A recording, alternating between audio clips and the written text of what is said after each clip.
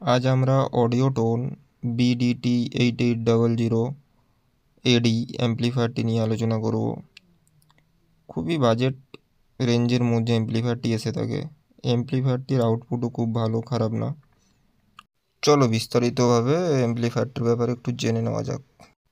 এই amplifier 8 ohms যদি run করানো হয় তাহলে প্রতি চ্যানেলে আমরা 920 করে আউটপুট পাবো। 4টা চ্যানেলেই 920 করে আউটপুট পাবো।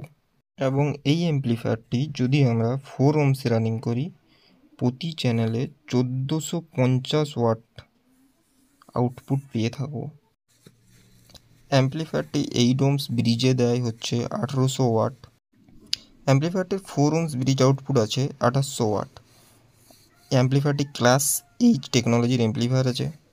অ্যাম্প্লিফায়ারটি 20 হার্জ থেকে 20 কিলো হার্জ পর্যন্ত কাজ করে থাকবে। মানে অ্যাম্প্লিফায়ারটি আমরা টপ বা লাইনার ইউজ করার জন্য নিয়ে থাকতে পারি।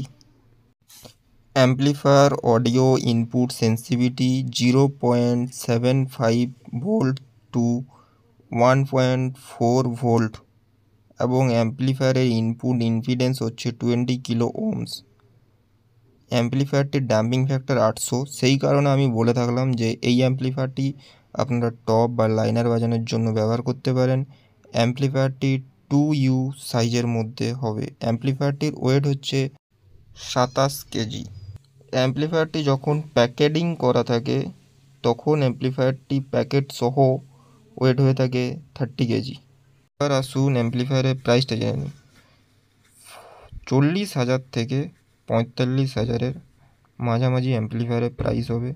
অ্যাম্প্লিফায়ারটি 4 চ্যানেল থাকার কারণে 4 ohms রানিং হবে। 2 ohms রানিং নেই অ্যাম্প্লিফায়ার। 4 ohms যখন রানিং হবে অ্যাম্প্লিফায়ারের সাউন্ড কোয়ালিটি খুবই সুন্দর হবে।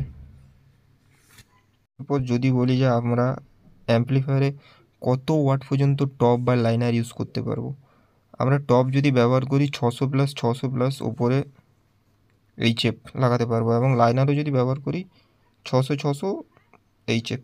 যে কোনো অ্যাম্প্লিফায়ারের ক্ষেত্রে অ্যাম্প্লিফায়ারে যদি হেডরুম ফাঁকা না থাকে অ্যাম্প্লিফায়ারের রেসপন্স তুমি বুঝতে পারবে না। তাই সব অ্যাম্প্লিফায়ারের ক্ষেত্রে বলবো অ্যাম্প্লিফায়ারের হেডরুম যদি ফাঁকা রাখো তবেই অ্যাম্প্লিফায়ারের রেসপন্স বুঝতে পারবে।